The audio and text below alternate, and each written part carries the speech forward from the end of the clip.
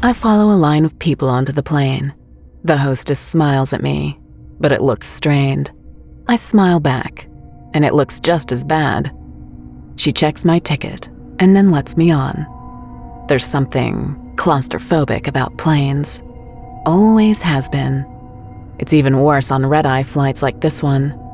The fact that my mood was already pretty pissy, that doesn't help any.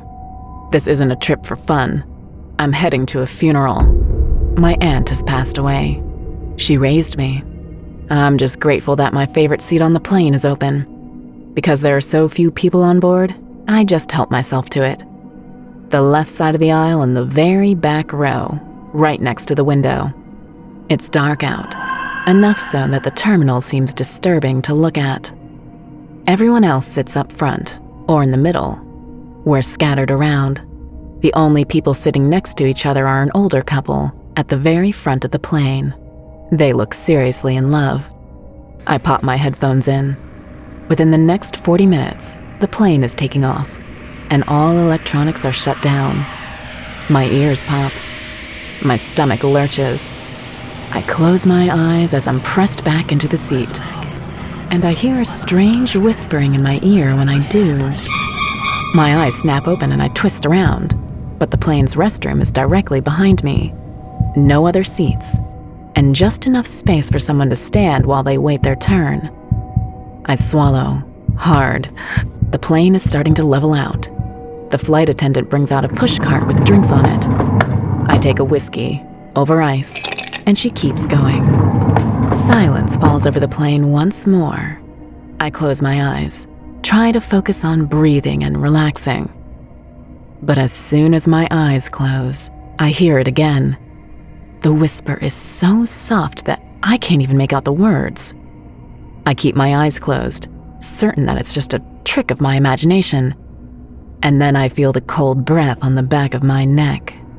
I freeze. "Whoever's back there, knock it off," I say sharply. "This isn't funny." My eyes snap open.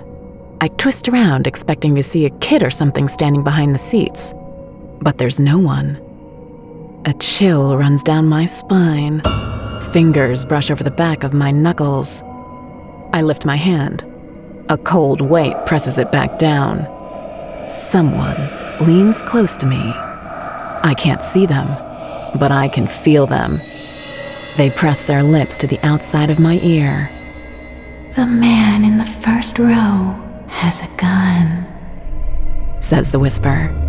"He killed me. Don't let him leave. I won't let him leave." I can't breathe. I can't move. Goosebumps race all down the length of my arms, leaving me shivering. When the cold, invisible weight vanishes, I close my eyes. What if I just ignore it? I try that at first, but the breath comes back. "I'll bring down the plane," it says. "I won't let him leave." Swallowing hard, I get up and make my way along the aisle. I sit down across from the gentleman in question. He's classically handsome and fast asleep. He's got a backpack under his feet. I can't see into it, but I've got to try something, right? So when the flight attendant comes past, I wave her over and I lie. Whispering, I say, "When he got his earplugs out, I saw that there was a gun in his bag." She goes pale and hurries away, promising to get it taken care of. A little bit later, a man comes up. He's in plain clothes, but when he nods at me, he flashes a badge. He's the air marshal for the flight. He sits down next to the man who stays sleeping. The air marshal carefully reaches over and flips open the backpack. There is, in fact, a gun tucked into it, along with a bloody shirt and a crumpled photograph. The arrest happens fast and swift. The man screams and rages. The plane turns around and returns to the terminal that we had just departed from. Soon as it lands, the air marshal marches the man out.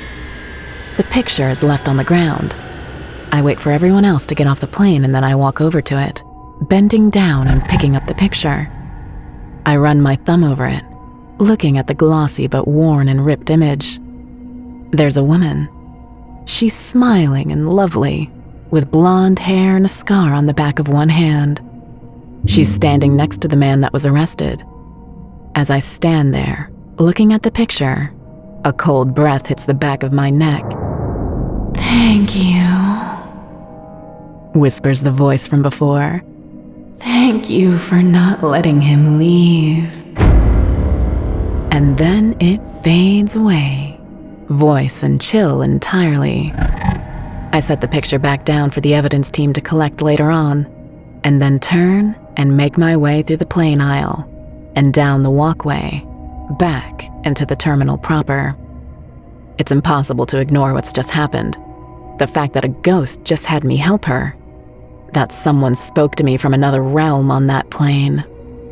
Why did they speak to me and not someone else? I don't know. Not really.